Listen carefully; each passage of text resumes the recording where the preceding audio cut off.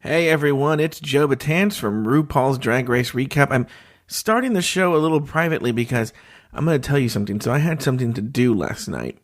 So I wasn't around to record part 2. But I told Taylor, hey, I'll jump on for like the first, it's supposed to be 2 minutes. It turned into 20 minutes. We had the greatest conversation. We talked about fisting. We talked about orgies. It was insane. This conversation was so insane. By the way, it started as I was just going to give some announcements. I'm going to give you those announcements right now. But we started off as announcements, and it turned into a 20-minute discussion about fistings. And then I had to go somewhere. So I come back from my event, and when I do, I realize that which is so funny because we had sound problems on Taylor's end on Sunday, and I was like, or Saturday, and I was like, Taylor, make sure your sound's good. It didn't sound good last time, and I had to do all this stuff, and there was a lot of room noise, and he was like, okay. And then meanwhile, I didn't even record my voice. So the only thing that was left was just nothing. There was no sound. So, but luckily, the good news is actually that I had to go somewhere. If I would have done the whole show like that, oh my God, there would have been so many problems. But there weren't, because I was only there for 20 minutes. So, and then Taylor and Rodan took the show from there. So what I'm going to do is I'm going to, after these announcements, just start from the show from where they took over and they did the looks and they did the emails and all that stuff. But I have a couple announcements. One, I want to talk about the Gold Bar. As some of you who follow us on Facebook and Twitter may know, there was drama with the Gold Bar episode last week in that the person who I recorded the Gold Bar with asked that I not release the Gold Bar episode. Couple that with there were some scheduling problems with people. I would love to talk to listeners. It was fun doing the show with Alex Lefebvre, right? But the problem is you guys aren't podcasters. So there's sound issues where you guys don't have professional microphones or anything. And there's that. Then there's people who have scheduling issues because podcasting is your life. So you're just trying to fit in this funny thing. But I need to get a show out on the air. And then 3, once you actually talk on a show, you realize, oh, maybe there's things I've said that I don't want people to know that I've said that. All of a sudden your privacy becomes an issue. So we're keeping the Gold Bar around, but we're redoing it. We're reconfiguring it. Again, those of you on Facebook and Twitter might know that on Saturday night, I was bored. I did an impromptu live show. So I'm going to tell you this big announcement right now. The Gold Bar is going to be released on SoundCloud still, but it's going to be taped live. It's going to be a live stream of the Gold Bar, and it's going to take place immediately after the West Coast premiere of each RuPaul's Drag Race episode. So that means this Friday at 9:05, you got to give me 5 minutes to finish watching the show and then turn on the computer and do all that. At 9:05 at pride48.com. Go to our Facebook page, go to our Twitter. There'll be a picture, a photo of instructions of how to listen. But I also encourage you to join the chat room. Those who joined the chat room the last time we did the live show, the impromptu live show, will say it's a lot of fun. You get to talk to other Drag Race fans. For the most part, I'm interacting with the chat room. And then we will release those episodes on the SoundCloud. So if you can't make Friday night at 9:05 p.m. Pacific, 12 a.m. Eastern, or 12:05 a.m. Eastern, it will be released on SoundCloud at soundcloud.com/Drag Race Recap. Where also I should note, I repost, some of you may know this, some of you may not. Every Monday at 12 p.m. Pacific, 3 p.m. Eastern, I'm on Sirius XM Radio, Channel 105, Entertainment Weekly Radio with Larry Flick on One-on-One with Larry Flick. We recap every episode of RuPaul's Drag Race. Well, Entertainment Weekly Radio reposts that episode on SoundCloud, and then I repost it on the Drag Race Recap SoundCloud. So if you ever want to hear me on Sirius XM, subscribe or go to our page at soundcloud.com/Drag Race Recap. That's where you can find the Gold Bar episodes and all of my appearances on One-on-One with Larry Flick. So that's the Gold Bar announcement. So once again, if you want to remember this, I'm going to have a ton of announcements on this on Facebook and Twitter. Make sure and follow us on Facebook and Twitter to remind you. Otherwise, just remember, pride48.com, 9:05 p.m. Pacific, 12:05 a.m. Eastern. Joe Batanz giving his first response to the episode right after watching it. It's going to be a lot of fun. Okay. Now, obviously, there is a Patreon announcement. I am like you. When This American Life or NPR does one of this kind of bullshit things, I'm always like, switch the channel, go to the other NPR station, go to the, I leave, right? So here's what I'm going to do. I'm going to sweeten the pot. I still have Rodan and Taylor's audio from when we recorded about the fisting and the orgies and all of that, okay? There's going to be a huge Patreon discussion at the end of this episode. So after this episode is over, stick around. There's going to be a patreon.com pitch. It's going to be a long one. I'm going to go and yell at you. I'm basically going to yell at you. But interspersed with me yelling at you about Patreon, I'm going to explain, maybe I'll even manipulate the sound so that Taylor and Rodan are saying things I don't want to say. I'm going to do a lot of shit with this Patreon sound thing. That'll be at the end of the episode. And so that's your little reward, your little nugget for hearing about patreon.com. But I will say this. This is a big announcement, and I'll give the big announcement here up front. Is Taylor and I have talked, huge reward for anyone who donates, whether it's $1 or $30 a month, anyone, as long as you are a patron of the show, if we hit our goal, which, by the way, we're almost at our goal already, so this is not a far-off thing. And remember, and this is going to be in the longer pitch, all we want to do is keep the lights on. We're not trying to make money off of this. This is literally just recouping the money that we've put into the show, okay? The actual dollars. Not even recouping our hours. The actual dollars we put in the show. Once we get that, once we hit our goal, here is the reward. After this season is over, okay, after season 9 is over, Taylor and I are going to do a new season of RuPaul's Drag Race Recap. That's right, a brand new season, and you guys have asked for this. We are going to recap a previous season. We are going to recap season 6 of RuPaul's Drag Race Recap. We're going to treat it the same way we treat every RuPaul's Drag Race episode. Same season, episode by episode recap. And that season of RuPaul's Drag Race Recap, the one covering season 6, is for patrons only. Now, if you've already donated, you're in. But if you want to hear this whole season, donate at patreon.com/Drag Race Recap. $1 on up, you get access to the season 6 RuPaul's Drag Race Recap. Okay? You know what? I kind of feel like I've done the pitch. I've done the pitch. All right? Now enjoy the episode.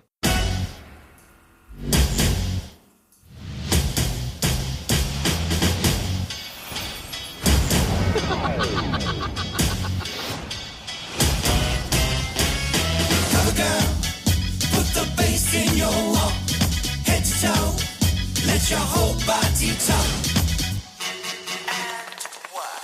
So what we do normally this time is we toot or we boot the looks. We talk about them a little bit, and then we either give it a toot or a boot. So this week we are kind of like Raja and Raven. So you can decide which one you are. Do you have any idea what I'm talking about right now? I kind of know about Raja and Raven, but not enough to be able to... Did you watch their seasons? The seasons 2 and 3? No. They were really good seasons. So that was season 3 is where we got Manila Luzon, who's one of my all-time favorites. But okay. So as we said before, the looks were naughty 90s, not naughty 90s as we thought before. And first up, that would have been some grunge. That would have been some grungy 90s, some oversized Tweety Bird t-shirts. First up this week we have Pheromone, who is in a marabou encrusted or whatever you want to call it, fringed sheer robe with some white bra and panties and pink hair. So do you give this look a toot or a boot, and why? I'm giving it a toot. Mostly, well, I think it's giving us a lot of Courtney Act, but I still like it. I think it's her best drag that she's done since she's been on the show. Okay. So, because I've not been impressed with her girl look or boy look since she came on, and I like this. Yeah, I definitely give this a 2 too. I thought she was, especially as I think she might have been the first one out, and I remember actually going, ooh, like, I mean, I got that she looked very pretty, very girly, very, very fishy, and I like it, so I would give it a toot as well. Next up is Alexis Michelle. Alexis was doing some very Rita Hayworth with the hair in a long floral Blanche Devereaux robe, and had on a bustier and panties with some thick thighs. I would give this look a toot as well, because I love Alexis Michelle, and I kind of like that she's a little full-figured in the bottom half. I don't know why I like that, but I kind of do. And I love the hair and makeup. That is something that, while her fashion choices aren't necessarily always my favorite, from the neck up, she's really beautiful. So I give her a toot. Rodan, what do you say? I'm mixed on this, right? I love everything but the panties. I love her thighs. I love her makeup. I love her hair. I love the bustier. I'm okay with the Blanche Devereaux 90s realness, or 80s realness. Yeah. But the panties just really kind of ruined this look for me. It just feels very thrown together. So I'm still giving it a toot, but just a very quiet one. We call that a toot with reservation. Okay. Here. So that's a reserved toot. And I don't think she pads. I think that's her ass. Well, and I find her, I love her drag, and I love, I think he's cute as a boy, except for his haircut annoys me. Well, with the weird big bald spot in the back, but then we've got kind of a comb over, but a comb over that goes forward. Yeah, it's a little odd, but it's like the gay comb over. It is strange to me, but it works in most angles. But when you get aside of it's Anyways, so, but yeah, no, she's got it. So she's got a Rodan ass, and I'm saying that as a compliment because you've got a big butt. So I got some childbirth and hips. Yeah, but all right. Next we have Aja, and she's wearing red again with marabou fringe, and I have thoughts, but do you give this look a toot or a boot?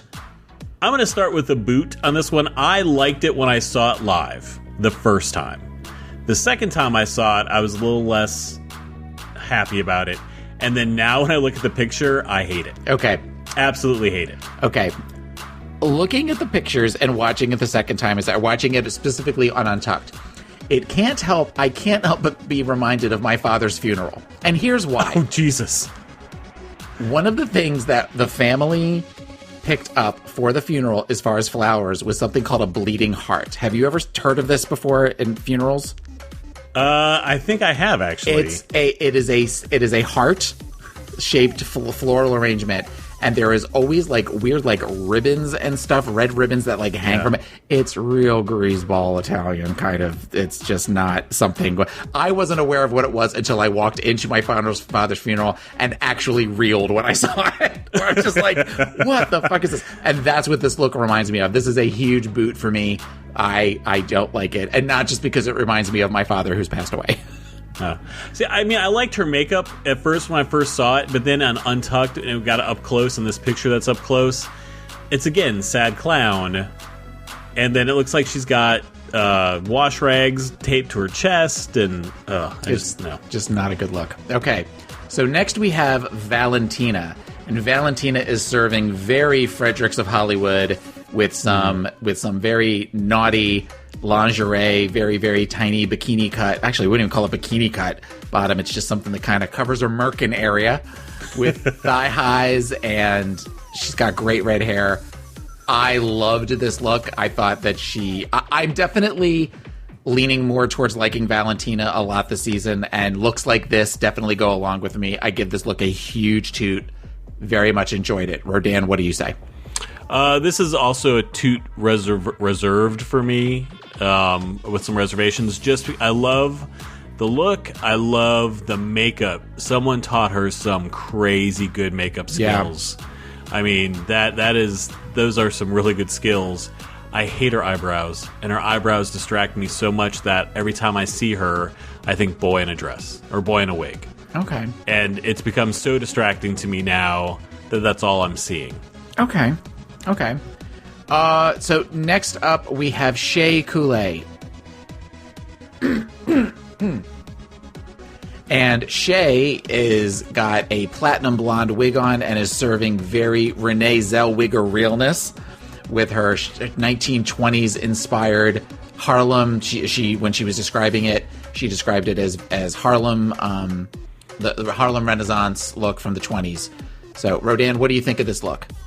I love this look so much. So definitely a toot for me. If it's like Moulin Rouge fierceness, I thought of I love the outfit. I love her makeup. This is one time where I think her eyes work. Okay. Like I'm not like she does the same eye makeup over and over again.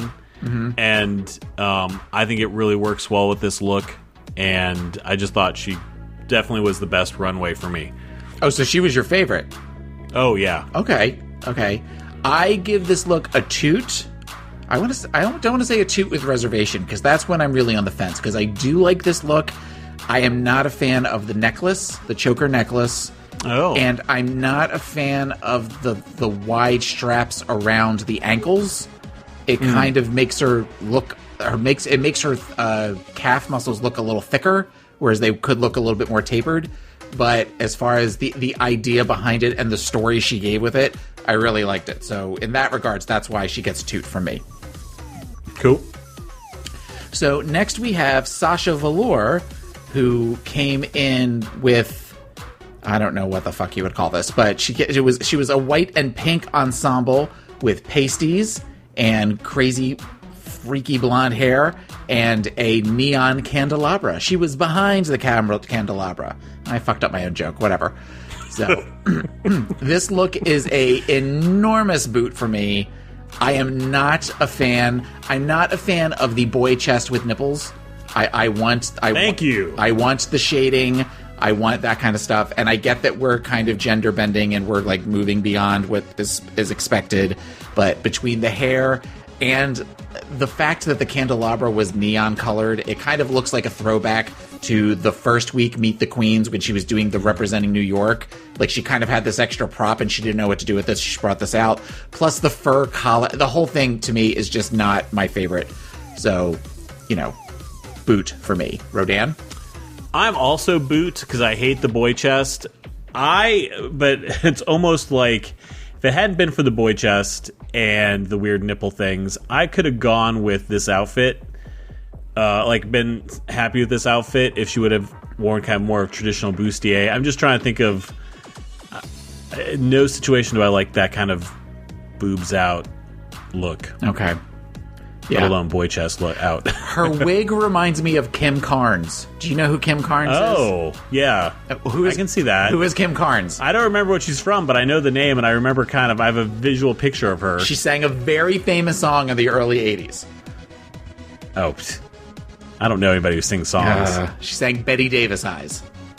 Oh. Yeah, but this hair is giving me Kim Carnes. So. So, next we have Trinity Taylor, who is in a similar Fredericks of Hollywood look as Valentina, with crazy teased out brown hair. And I want your opinion on this first. Okay. I'm going with a toot. Okay. But it is such a qualified toot. A qualified toot. You have given us a new phrase, a qualified toot. Okay. Why? Because it feels like she's doing like a like the lingerie portion of a Miss USA pageant. Okay. Sponsored by Fredericks of Hollywood. Okay. Okay, and this kind of speaks, I almost don't, there's part of me that wants to talk about this now, but there's part of me that doesn't.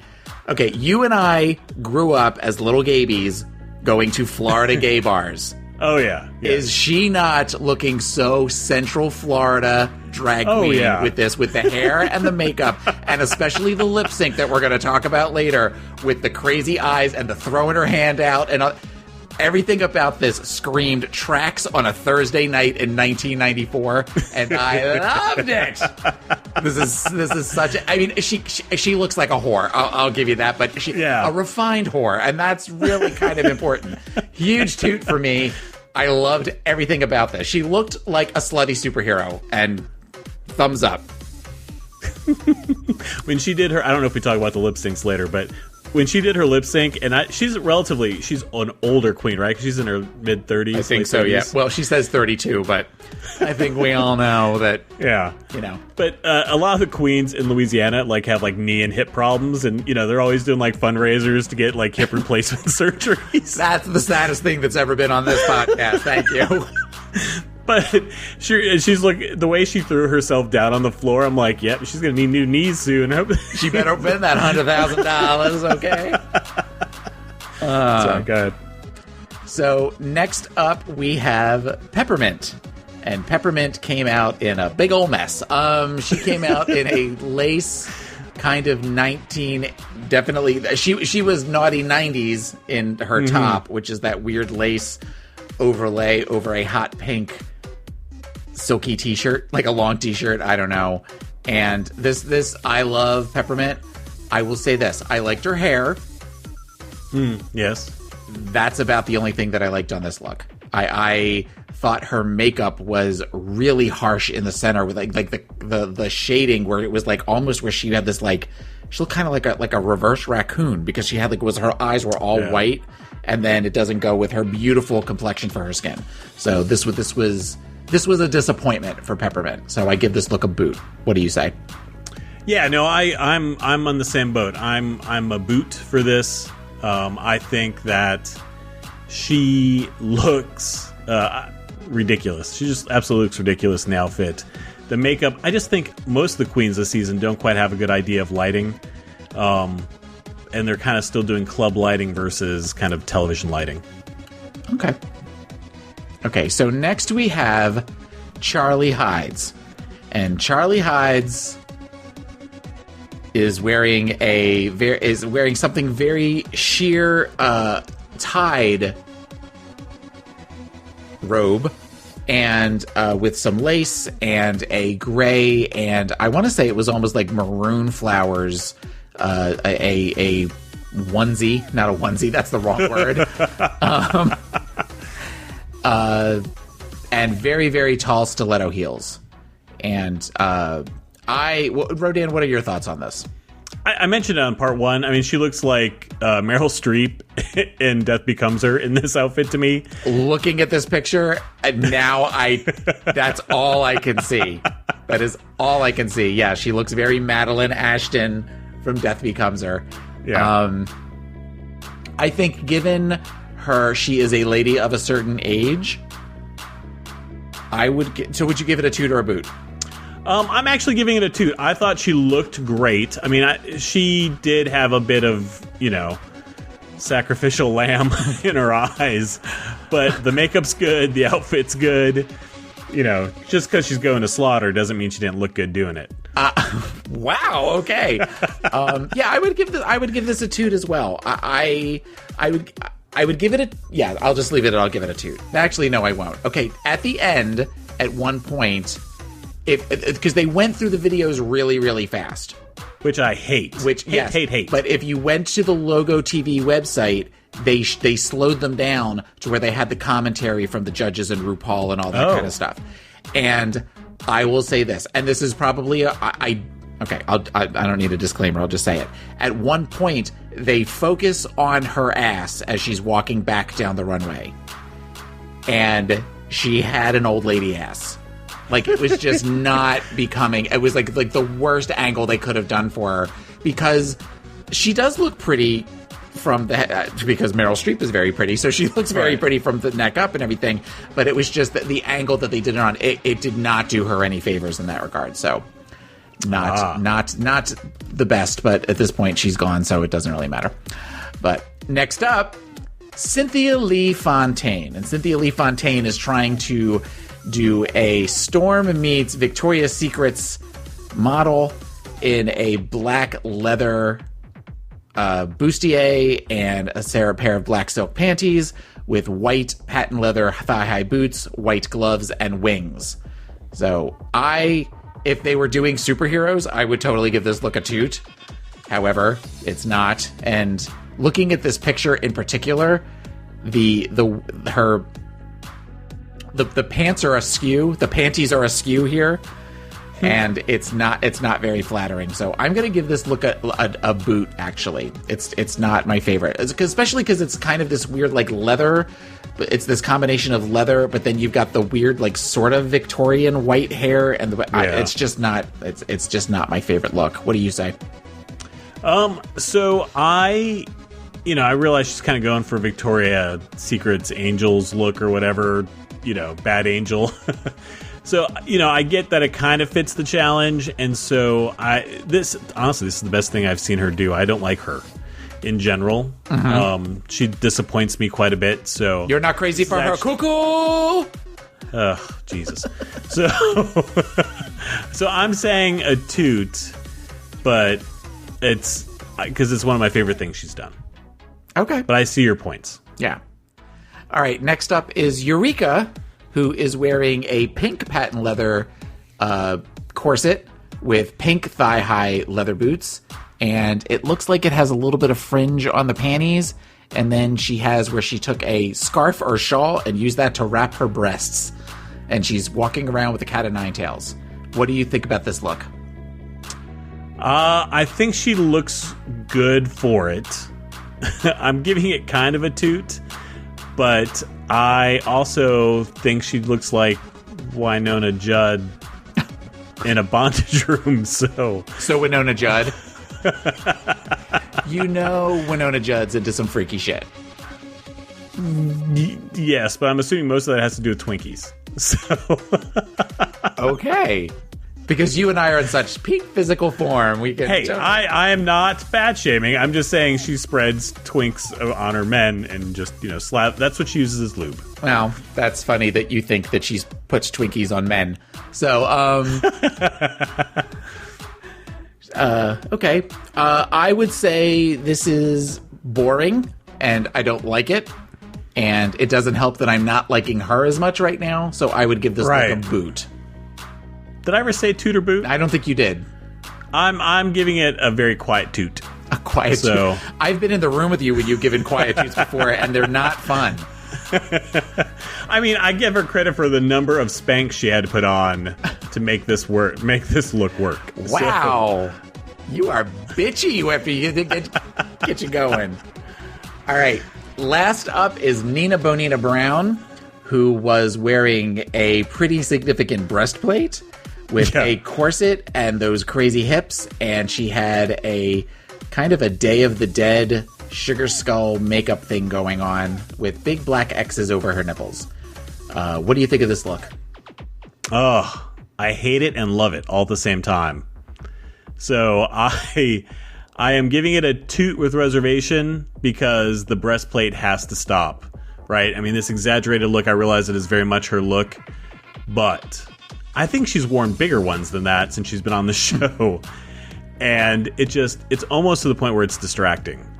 Maybe also because they use that breastplate in the challenge for the week, and so just seeing it kind of always around just kind of disappoints me.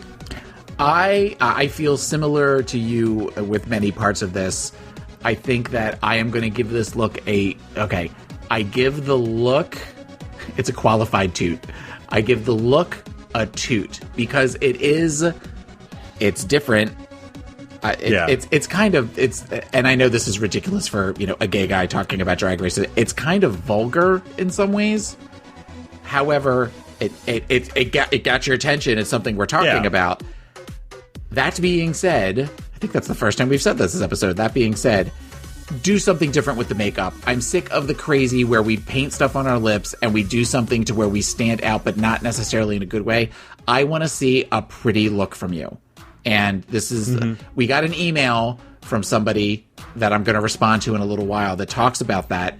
But I want fish, and this is not giving me fish. This is giving me rotten fish because she looks like a zombie. So it's just not my favorite. So, and I really like her, right? I really, really like her. I just want to see, to what you said, I want to see a fish look, a more kind of I don't want to say a basic drag look, but I want to see something a little bit, like you said, more fish, more everything I say is, my head is offensive, more so than I already am. No, but I think can I try to pull you out of this? Yeah, I appreciate that. I think a basic drag look would be a challenge for her in a good way. Yeah. I think that for her to come out. For her to come out like the way Alexis Michelle comes out, and that's not shade towards Alexis Michelle, because Alexis Michelle can paint a face.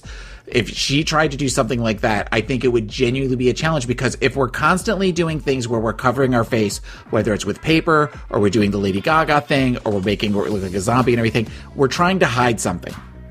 Yeah. You know, which I understand with drag, that's a whole thing. But I mean, I think that accentuating the best parts of her face could be liberating in some ways. So, well, I mean, right now she's a caricature, not a character, right? And I want to see her pull out of that caricature into being a character that can do a character, right? Who can be exaggerated and be crazy and do a peach head and boobs out and those gigantic hip pads. You know, I want to see someone who has that range. Yeah, who could do the show. Well, hopefully, I have a feeling she's going to be around for at least a little while longer. So hopefully we'll get a chance to see that look. I have just grown to calling her Boniva. Nina Boniva Brown? Just Boniva. Just That's Boniva? how I just shorten it. All right. All right, well, that's the runway looks for this week. Okay. So, here we go. Our first email this week is from Brad Hunter. And Brad says, "Hey guys, love your podcast. Keep up the great work. I wanted to ask your opinion on Charlie's decision to throw the lip sync. Personally, it left a bad taste in my mouth. It gives me the impression that he wanted to complete the show on his own terms, and when things didn't go his way, he just decided to quit. His excuse of not being a lip syncer and mentioning the fact that London Queens perform live sounded very condescending. This is season 9. There is literally no excuse to get on the show and not be able to lip sync for your life. I'm sure he meant well and simply felt it was his time, but I've lost a little respect for him. I thought that a comedy queen like himself would have had a lot more humility and try to go out with a bang. Kind regards, Brad from Australia." Yeah, so let's talk a little bit about the lip sync. It was Trinity versus Charlie, and we had where they did a Britney Spears song, right? It was "I Want to Go." Yeah, right. Yeah. So, which is definitely a song that can involve a lot of dancing. And rather than move around, Charlie stood completely still. And I saw somebody, or I think it was on the show, that somebody talked about that it was the equivalent of the old lady standing telling the kids to get off her lawn. Yeah, I think it was on the show. Right. Whereas you had Trinity, who was flying around like that 90s Florida drag queen that we were just talking about before, and gave an amazing performance. I think we can both agree, whether I was waxing nostalgia or not, it was fun to watch her, and actually painful to kind of watch Charlie and have where the other queens you could hear them screaming at her to do something. So I'm curious what your thoughts are. I mean, I enjoy Trinity's performance quite a bit because, you know, she's a Southern drag queen in the style that we grew up in. So certainly that's enjoyable to me. I was initially of the impression that Trinity would have beaten anybody up on that stage for that lip sync, right? Anybody who she would have gone against. Gambit corrected me. She said, there is no way. If she's good against Charlie, she would not have been that impressive against everybody else, which I kind of take a little bit of an issue with, but who does Gambit think that she would have done better than, or would have done better than her? I think he thinks that Shay would have done better. Okay. And that he said at least half the queens would have done better, and I was like, oh, okay. Okay. But Charlie, I totally agree with Brad's letter, is that the way he gave up was just an excuse. I mean, you have to know how to lip sync for your life. My understanding is that they get some prep on the song, and it's more than just the kind of right before the episode. The little iPod shuffles that they still have in a back office from World of Wonder that they use. But, so I'm expecting that, you're going to give it at least some. Kick off the heels, walk around, be crazy. You don't have to do death drops or fall to your knees and break a hip or anything, but you should at least try, or at least give the illusion that you're trying. Well, and my first thought was the heels. I thought maybe, those heels were crazy. Yes. So maybe she didn't want to try to walk in those. But, she had the comment of the lip sync where she didn't, if I have to lip sync, then I'm just going to go home, thinking that, very Bianca Del Rio, that Bianca never had to lip sync through the entire show. But also there was rumors that she was talking about that she had a cracked rib or something, so she didn't want to dance around, which I don't get because a couple of days before they were doing cheerleader shit with her. Right. So unless that's how she hurt herself. Well, but I would think that there would have been some discussion of that because when Eureka did the flip during the cheerleader, she talked about that I popped my knee and I still got up and I just kept going. I did. So I would think that would be a storyline that they would want to do for Charlie as well. So the whole thing, there's just something about it that, I wasn't necessarily always a huge fan. I didn't like her in the Meet the Queens thing, and she was somebody that I went up and down with, but I would agree that she sort of ended on sort of a... And it sounds like she's done that. That has been a taste that has been left in a lot of viewers' mouths. Yeah. So... But I hate that Britney Spears song. Of all the Britney Spears songs they could have done, that is one of my least favorite Britney Spears songs. Oh, I like that one. It's not my favorite, but I like it. So, I want them to do "Hold It Against Me." That I love that song. That is a song. Oh yeah. On the rare occasion now that I do go to the gym, that is almost always a guarantee on on the shuffle when I hit shuffle for my playlist. And at some point, I get looks from guys because I'm like throwing my head around and everything. I like to think that I'm on stage in Vegas. You whip your hair back and forth? Mm-hmm. Well, right now my hair is so friggin' long I could do that. Yeah. I can't wait to get my hair cut. You have no idea. Okay, so the next is from longtime listener Jamar, who's Jamar84 on the YouTubes. And he writes, "Hey, shapeshifters. Before I ask my question, I want to quickly challenge something Taylor mentioned last week regarding Nina Bonita Brown. If I remember correctly, he mentioned how Nina gives the same kind of look every week with regards to different characters, and he wants to see some sort of glam look. When, in fact, Nina gave you just that the second episode with her white party look, where she wasn't a character and gave you glam face with pastel hair. So far, Nina is the only contestant where you really never know what she's going to come out looking like on the runway, whereas the other girls are predictable. Sorry about it. Ha, love you, sis. Just wanted to point that out. Now, my question is, do you feel it's fair to allow queens to compete who don't do things? Kimora, I don't sew. Farrah, I don't sew. Charlie hides, I don't lip sync. Then why are you here? It always frustrates me to see queens on the 9th season of a drag show.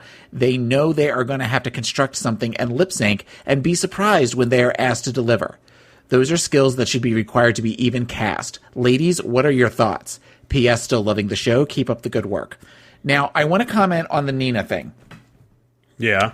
And by that, I can tell you that Nina has come out as the sexy zombie, as we said today. She's come out as a peach. She has come out as an alien.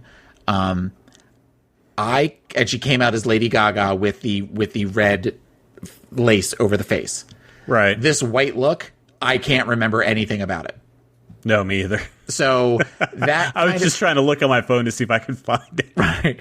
So that kind of tells me that if she is doing a glam look, it's not memorable.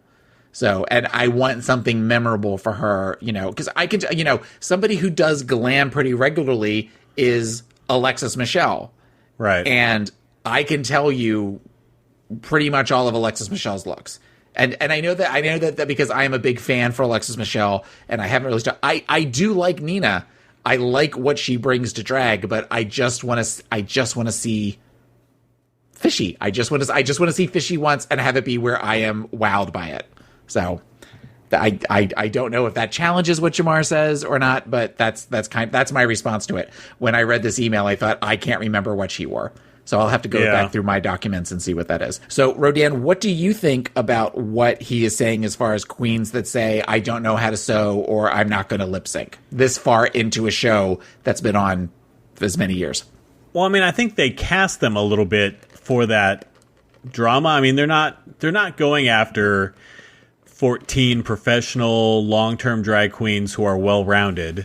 They're not really looking for the best, drag queen every year. They're looking for the best contestants for the show every year, which includes a well-rounded mix of skills, right? And so if everyone could sew, it would be a different challenge, right? I mean, so you wouldn't get the ingenue who is just kind of brand new to drag and kind of fumbling through it, but still turning out killer looks. You wouldn't get that anymore. You would only get, Bianca Del Rios and Bob the Drag Queens and folks who've been around in the industry for a long time, right? So I think you need that mix of skills. But like for Charlie to kind of be an older queen who says, I don't lip sync, that to me just rings as bullshit. And some of the others who don't sew, okay, but you knew you were coming on the show, so, don't just wrap a piece of plastic around you and call it a dress. I mean, you should at least have some basics that you know to get yourself out of a jam. So I'm a little bit, I know I'm talking out of both sides of my mouth here, but I think, they're not going to find people who are skilled at everything they're looking for, but two, you should at least, if you're going to be on the show, you should at least do some prep work. Okay, yeah. I think that this is a different type of show in that it is, people that are on Top Chef, which is probably my other favorite reality show, you have to know how to cook. Have to know basic culinary skills of various types to be on that show. On Project Runway, you obviously have to know how to sew. Those are requirements. With Drag Race, it's really about the personalities come first, and then there is the skills. Whereas I think on those other shows that I just said, the skills, that you have to follow a certain number of skills before they even look at you, and then they look at the personalities. This is a little bit different in that they try to get the personalities and the looks, obviously, but then they look at, okay, well, this one might not be able to sew, or this one might, not want to lip sync, or this one's not good with comedy or acting challenges.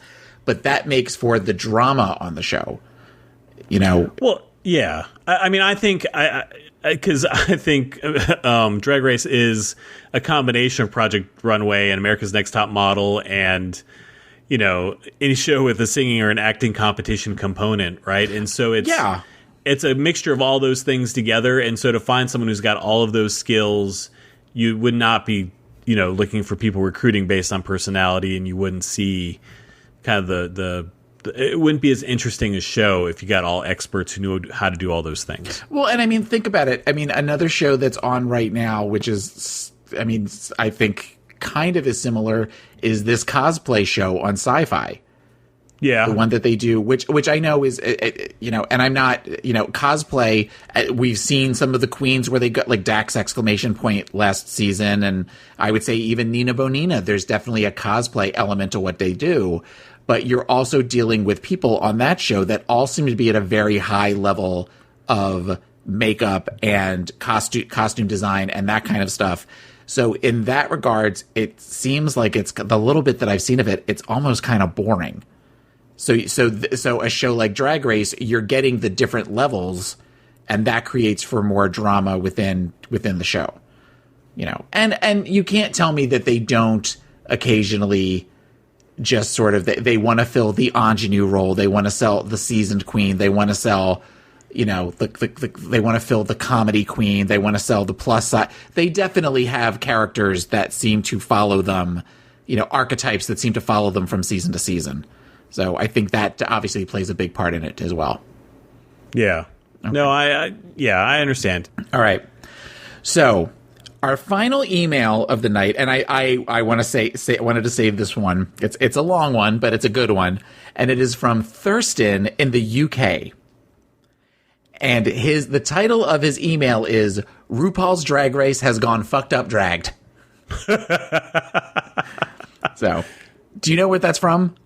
No. Oh, Jasmine Masters from last season, or a couple seasons ago. She has a YouTube video, and she starts off where she says, "My name is Jasmine Masters, and I have something to say. RuPaul's Drag Race has gone fucked up drag." That's how she starts the thing. So, okay, and then his first line is, "My name is Thurston, and I have something to say. I am almost over this season. Drag Race used to be the perfect mix of competition, comedy, camp, and camaraderie. The end result was a production that was unique and special and really stood out. It seems to be transforming into a paler imitation of itself. The challenges and runways are bland, and the shade is weak. Is it because of the new demographic they have attracted? Is it because WoW has gotten too big and just wants to sell tickets to DragCon and boost YouTube views and revenues? The tweeny girls and young gays are the ones who live for all of this romper room fuckery. They need to go back to basics and resurrect successful tropes from the past. Remember when they had a killer theme for the opening episode? With outside broadcasts and an epic sewing challenge right off the bat? That shit needs to come back. They need to get rid of 2 guest judges every week and instead have Rue, Michelle, and Ross, so the critiques are more detailed and it gives Rue more time to riff and entertain. Rue needs to tone down the obsession with the ingenue debutante queen. This is her favorite storyline, and favorite was spelled with an OU. I love that because that's very UK. And it dilutes the cast. It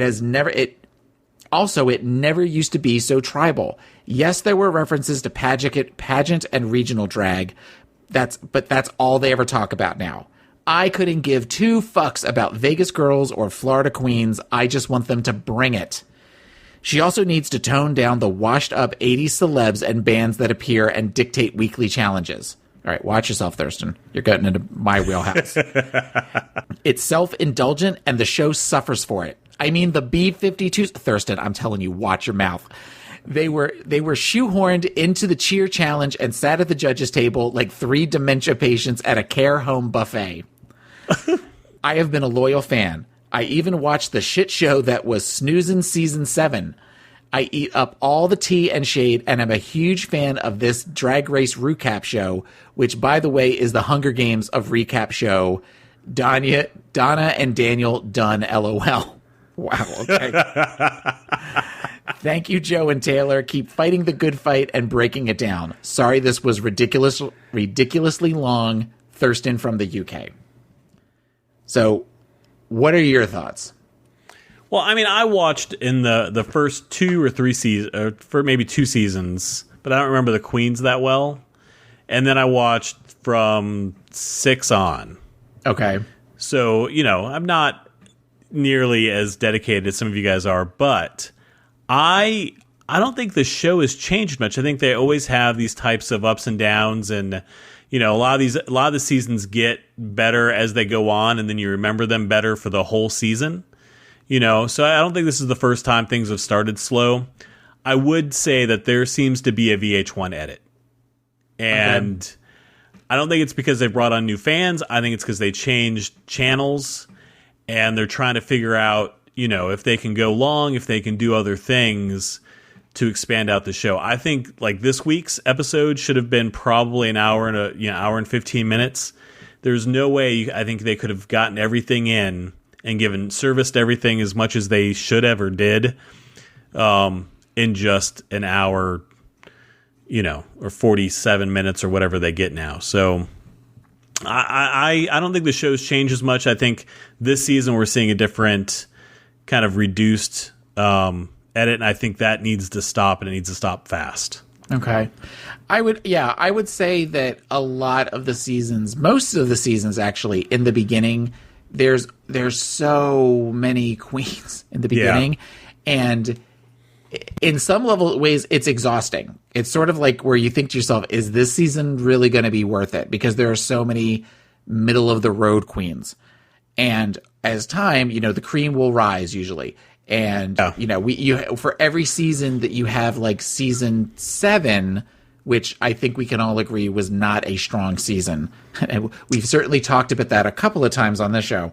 But I think you get seasons like season 8 or season 6 season 6 was such a good season.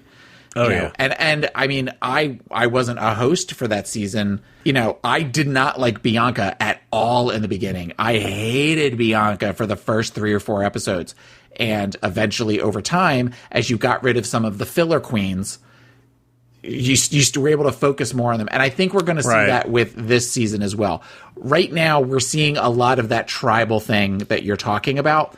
But as the tribes kind of get picked apart, the group will become its own tribe. And you will start to see a little bit more of where... Right now, there are very few people I care about on the show. Mm-hmm. And that will change, because that happened to me with, I would say from 5 on. 4, it was immediate that, I mean, you had such strong contenders. 4 is probably my all-time favorite season because you had Sharon Needles and Latrice Royale and Chad Michaels and Willem was, I mean, all of these really great people on that one. But there were other people on there that you don't remember. There were other contestants that, because they eventually went away and you were able to focus on the really strong people. And I think that's what will happen with this season as well. We just, at this point, everybody is so up and down, we can't figure out who the strong ones are yet. Yeah. With a couple of exceptions. Yeah. I mean, watching Untucked, now that I realize I can get to it on YouTube relatively easily, watching Untucked helps flesh out this season a lot. Yeah. Right. Well, I mean, yeah. And I think that what you said is very accurate as far as the editing with VH1, because a lot of things on there, there's always, like, we call them the mirror moments here. Obviously, we talked about them with the Pulse thing and yeah, the AIDS crisis and stuff. They feel more, it feels more after school special right now than it has in the past. Like on Logo, they talked about some pretty significant, not that the AIDS crisis and the Pulse shooting aren't significant, but it almost feels shoehorned in a little bit more than other conversations that seemed a little more natural. That segment of it feels a little bit more reality show than it has in the past, even though we've made jokes about the fact that, it's clear our producer went over and said, so what, this is when you ask, have you ever lost anybody to AIDS? Like it just feels a little different right now. Whereas Untucked, they seem more natural in some ways, even if in the beginning they're kind of prodded to talk about stuff. Eventually, the fact that they're all laying down and they're all just you kind of hear them talking in the back and stuff. I like that a little bit more because it fleshes that out. And I think that people that watch Untucked as well as Drag Race are getting a completely different experience than people that don't realize that Untucked exists. Yeah. No, I agree. The mirror moments are an interesting thing for me since I didn't realize just how much of a trope they were before, because it didn't feel like they were so utilized. Like, I don't remember one every episode. Oh, no, there's one every single episode. Yeah, I mean, some of them are slightly sillier, but there's always, because that's how they pull you in for the dramatic moments for, people to get to know you.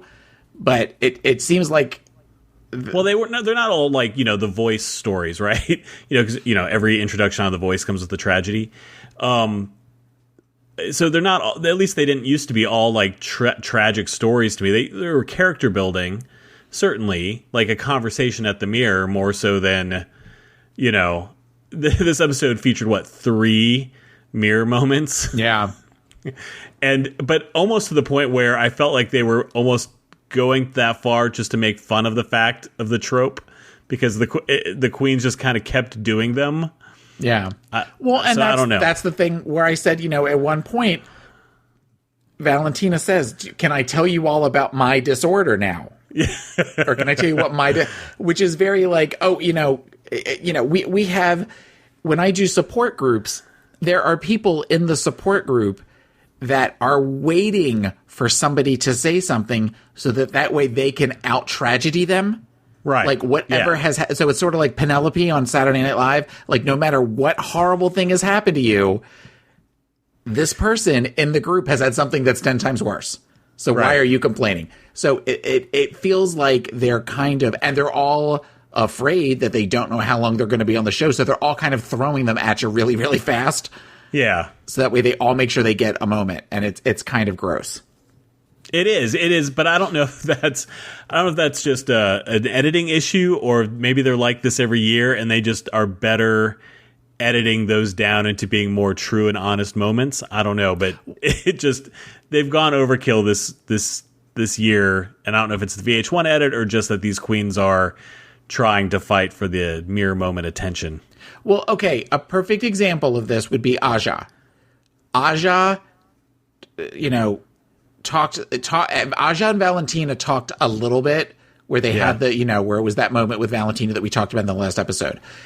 Later on, Aja was sitting on the couch on Untucked and had a whole thing about being told that she was ugly and that she didn't meet the ideals for drag and all that kind of stuff. And that was such at least the perception was, my perception it came off as more genuine. It was so much more genuine than the one that is where we're going to be standing and there's a camera behind the mirror to get it's a completely different show. Oh, it felt like they had to seed that Charlie bury your gaze, you know. I mean, it felt like they had to get that out this episode. They like seeded it on purpose because it was his last episode. I mean, to the point where it just doesn't feel natural in any way, shape, or form how that got seeded in. Yeah, it was kind of an odd. That's a very good point. So we kind of got way off tangent from Thurston's email, but I would say give it a little bit more time. I think that what you're talking about feels, a lot of us go through that. We kind of go through that like Drag Race regret that we decided to start watching another season, but then you just give it a little bit more time and we'll all get through this together, Thurston. You just have to be patient. Yeah. So, I feel like, did we get to everything that we wanted to talk about? I think so. See, you're feeling like something's missing because Joe wasn't here to play music every time you started to talk. I know. Every time we talk about something serious, then he hits the thing. That's going to be the new thing for this season, and I'm totally okay with it. So, let me tell you something about this Joe Batance.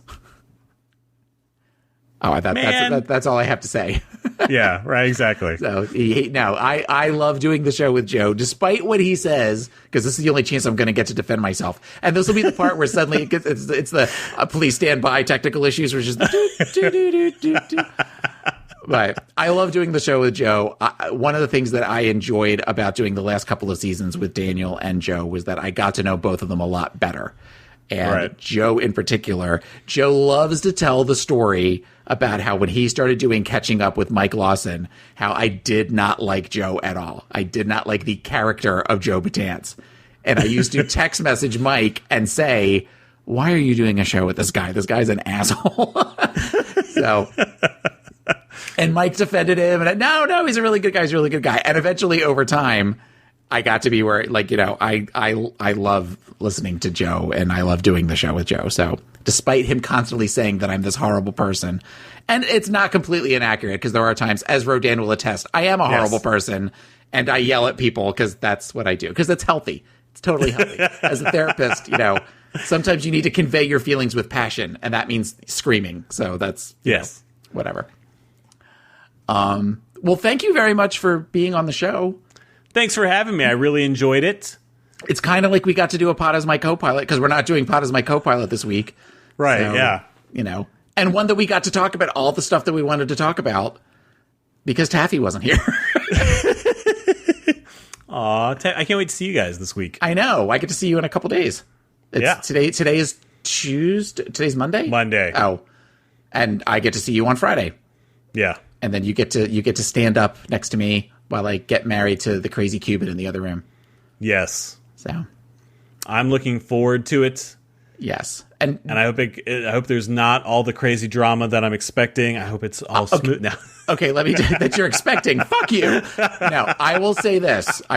Tonight we're actually taping pretty late for me. We're taping it's about 11:30, and I know that you have to go to work tomorrow, so and tonight was the night that we took over a lot of the stuff over to Taffy's house to get ready, including the lights.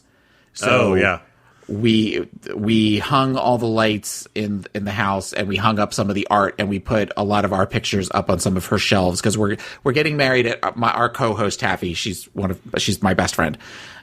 She's my best friend female division. You're my best friend male division. She's my best friend. I wasn't insulted. I know, but I've known you longer, and you and I are like, you know. So I lost my train of thought. So tonight, it felt real. Like all this time, I was just telling our neighbor, I'm like, it just kind of feels like we've just been accumulating shit for like the last 7 months that have just been sitting in our dining room, and now the shit's been moved someplace else, but it's all been set up in a way that I'm like, okay, holy shit, I'm getting married in a couple days. Like, it feels real now. Yeah. So it's a very nice feeling. So yeah, I agree. It wasn't when we got the license. It was when we saw the hall for the first time. Yeah.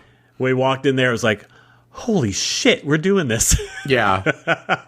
Yeah. So we've got, we'll probably post pictures someplace and maybe post them on our, the Drag Race Facebook page, or, we'll figure out something for y'all. But that concludes another episode of RuPaul's Drag Race Recap. Joe and I would like to thank our special guest, Rodan, for sitting in today. So, and you can find him at Pod Is My Co-Pilot, which is available on iTunes. So, and, yeah, we'll just leave it at that. And he's Rodan Co-Pilot on Facebook. Right? Yes. And Okay. Rodan PIMC on Twitter. Thank you. All right, I knew I was forgetting something. Follow us on Twitter at Drag Race Recap and on Facebook at facebook.com/Drag Race Recap. Email us at our new email address, dragracerecap@gmail.com. Visit our webpage at dragrace.com, where you can find all of our old episodes. Finally, visit our Patreon page at patreon.com/Drag Race Recap and donate $1, or as Joe says, $1 to help keep the lights on at the show. So, for Joe Batance, Rodan the Latte Boy, and myself, sashay away until next week.